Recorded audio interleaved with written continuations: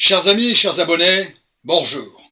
Aujourd'hui, vous avez vu le titre, on va œuvrer, on va surfer sur effectivement cet exercice rhétorique. Vous faites une rencontre. Combien de fois j'entends, et notamment initialement, au départ, il ou elle coche toutes les cases. Vous avez vu le titre.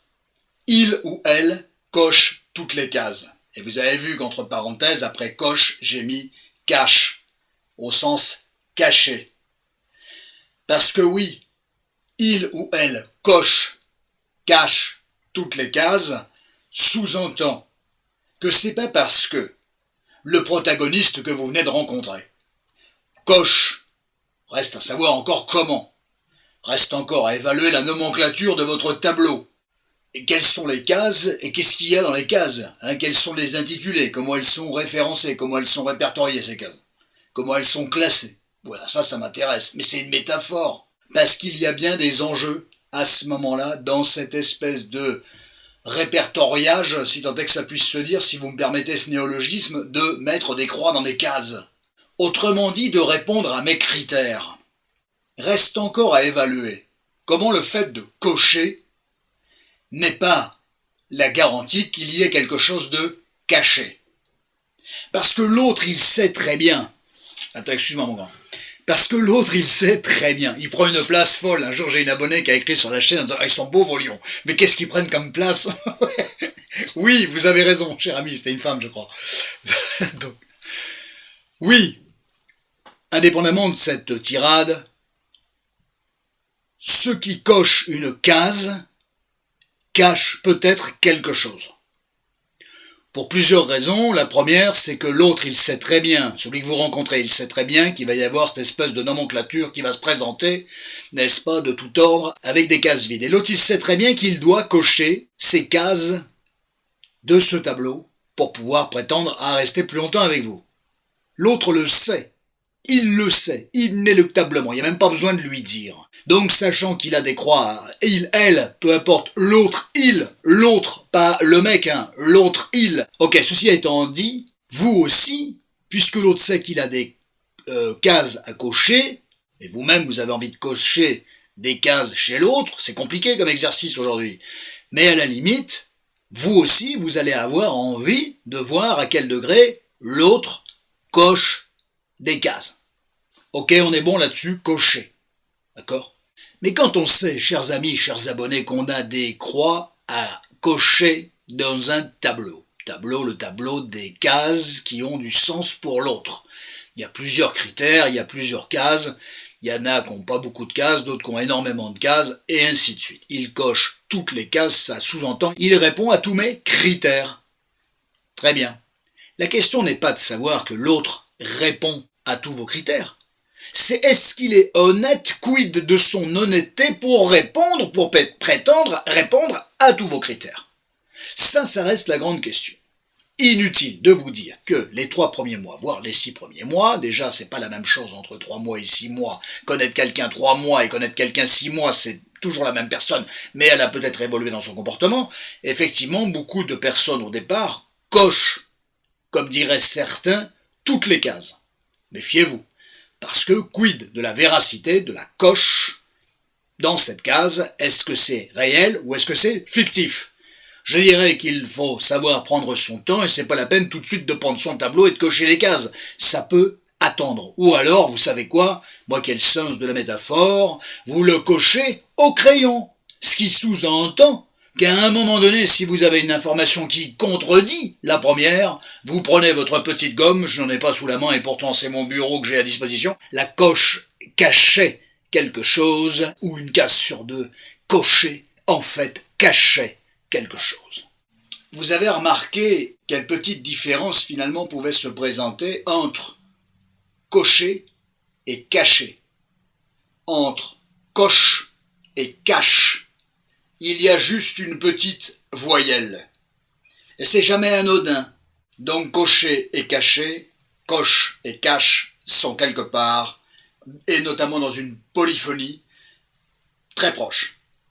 Et c'est pas anodin. Parce que le comportement de quelqu'un, méfiez-vous, manipulatoire, ça peut arriver attention, c'est pour ça qu'il faut le débusquer, c'est pour ça que cocher les croix dans une case, il coche toutes les cases, peut sous-entendre qu'il cache son jeu, pour pouvoir cocher. Si tu caches, tu pourras cocher. Tu caches, tu coches. Tu caches pas, t'es toi-même, tu montres tes travers, tu ne cocheras pas. Tu caches, tu coches.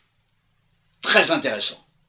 Certes, c'est un exercice linguistique, mais c'est très proche de la réalité, non pas verbale, bien que tout ce qui est de l'ordre du verbe traduit forcément les comportements humains, sont susceptibles de traduire les comportements humains, bien évidemment, mais c'est proche de cette situation où il n'y a qu'un tout petit pas entre ce qui est caché et qui va cocher, ou ce qui est coché et qui pourrait révéler que quelque chose a été caché pour pouvoir être coché. Coché et caché, il n'y a qu'un tout petit pas. Chers amis, chers abonnés, j'entends, je comprends que vous espériez tous que le protagoniste que vous avez rencontré, avec lequel vous espérez convoler en juste noces, façon de parler bien évidemment, coche toutes les cases. Or, je pense que dans la réalité, personne ne peut cocher toutes les cases. Si vous en avez une dizaine, je ne sais pas, mettez-vous devant un petit bout de papier, enfin une feuille de papier plus qu'un petit bout de papier risque de ne pas suffire. Voilà, quels sont les critères absolument fondamentaux et vous voulez que l'autre y réponde.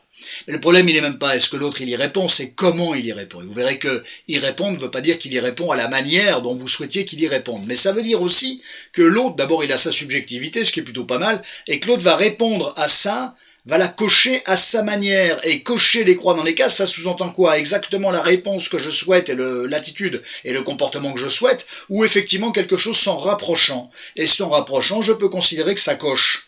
C'est ça qu'il faut arriver aussi à voir, à évaluer, parce que vous pensez bien qu'il y a des disparités notoires entre ce que l'on espère et la réalité des choses. Est-ce que ça vaut le coup de cocher ou pas? Ça reste une grande question. Pourquoi on parle beaucoup de cocher et surtout de se méfier de ce qui est caché? C'est parce que ça peut être rassurant de se dire, tiens, l'autre coche toutes les cases. Ben, rien ne presse, et je pense que quelqu'un qui ne coche pas toutes les cases peut être effectivement un bon compagnon de route. L'autre, il peut être un bon compagnon de route, homme, femme, peu importe, il n'y a pas de genre. L'autre n'est pas genré, l'autre, c'est ce qui est différent de vous. C'est ce qui n'est pas vous d'ailleurs, par essence, par principe. Eh bien l'autre, même s'il ne coche pas toutes les cases, peut être un compagnon de route, un fidèle compagnon de route absolument extraordinaire, remarquable au sens rabelaisien du terme. Et ça, il faut arriver à le comprendre. Donc méfiez-vous toujours de quelqu'un qui coche toutes les cases. Est-ce que c'est vous qui avez tout coché pour dire oh, c'est lui, c'est elle, c'est elle, c'est elle? Et ça, attention, ça me semble précipité, surtout si ça se fait dans les 3 premiers mois, voire même dans les 6 premiers mois. Prenez votre temps et prenez votre crayon. Un crayon, ça se gomme, on est bien d'accord, voilà. Et puis voir, vous avez le temps.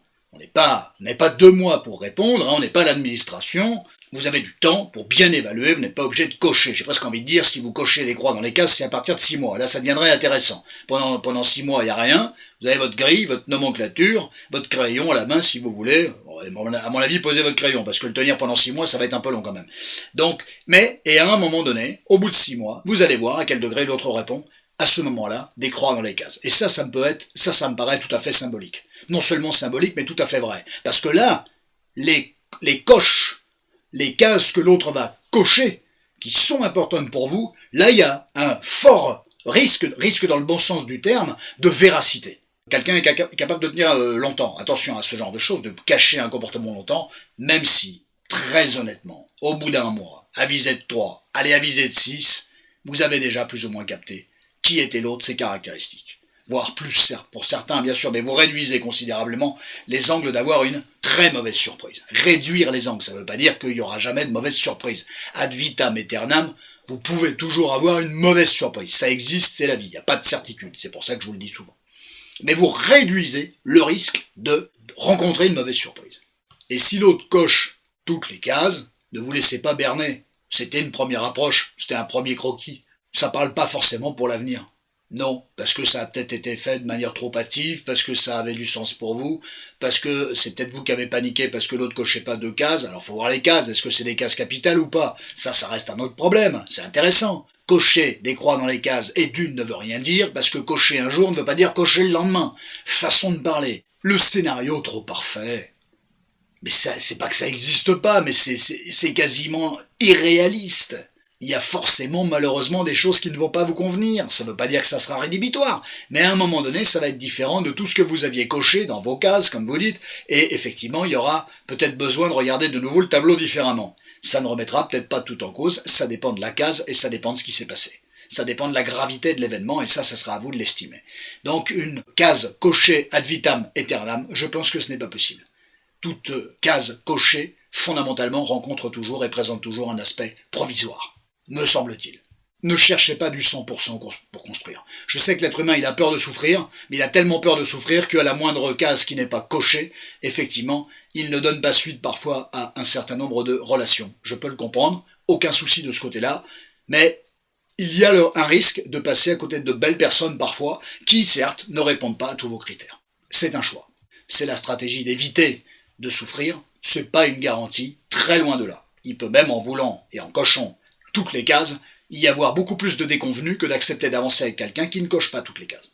Le risque, effectivement, c'est en étant persuadé que l'autre répondait bien à vos besoins, que là, il peut y avoir d'énormes déconvenus. À trop penser et croire que l'autre coche toutes les cases, effectivement, il présenterait des garanties que d'autres ne présenteraient pas s'il ne cochait pas toutes les cases. Parce qu'il vaut mieux quelqu'un qui est authentique, et certes qui ne coche que 70% des cases, mais au moins ça a le mérite d'être authentique, il n'y aura pas de mauvaise surprise, plutôt que quelqu'un qui coche toutes les cases, qui a caché des comportements, des troubles de sa personne, et qui effectivement va générer, susciter des déconvenus par la suite. Donc il vaut mieux un 70%, c'est de l'honnête, c'est du sûr, plutôt qu'un 100% superfétatoire. La réponse me semble être oui. Mais vous êtes les grands juges et arbitres de votre existence, je vous laisse œuvrer, il me paraissait tout à fait intéressant de vous glisser un certain nombre de paradigmes, un certain nombre d'informations, un certain nombre d'éléments qui pouvaient vous permettre d'avancer différemment et d'avoir une lecture différente des relations humaines. Avancer avec le doute,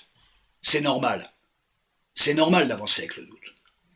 Mais ça ne veut pas dire, c'est pas parce qu'il y a un doute au départ que forcément l'arrivée sera catastrophique. Le doute peut être chassé par un certain nombre d'événements qui font que finalement j'ai douté pour rien. Ou c'était pas si grave. Ou je peux gérer. Et ça s'apprend, ça se comprend, ça s'apprend, ça s'applique, ça se vérifie. Dire il y a un doute, donc je prends pas le risque, c'est un choix que je respecte, que j'entends et que je respecte. Mais vous pouvez passer à côté de quelque chose. Après, il faut voir ce qui se passe, il faut voir sur quoi votre doute repose. Si la chose, le doute repose sur un événement, un élément trop éloquent, c'est plus un doute, c'est la certitude que l'autre, s'il a fait ça une fois, il risque de le refaire. C'est une information néfaste à souhait, donc rédhibitoire, éliminatoire et tout ce qui s'ensuit. Le titre veut tout dire, le titre voulait tout dire, vous l'aviez saisi à peine ouvert la vidéo, merci de l'avoir ouvert. Voilà, ce qui coche toutes les cases cache bien souvent quelque chose, donc c'est bien qu'on ait pu regarder ça ensemble. Prenez tous un immensissime soin de vous, à très bientôt pour un autre thème, à la semaine prochaine, avec des vidéos courtes, il n'y a que comme ça que je peux m'en sortir. Ce qui m'intéresse, c'est pas la durée de la vidéo, c'est la pertinence de la vidéo. À très bientôt, prenez tous un immensissime soin de vous, à très bientôt.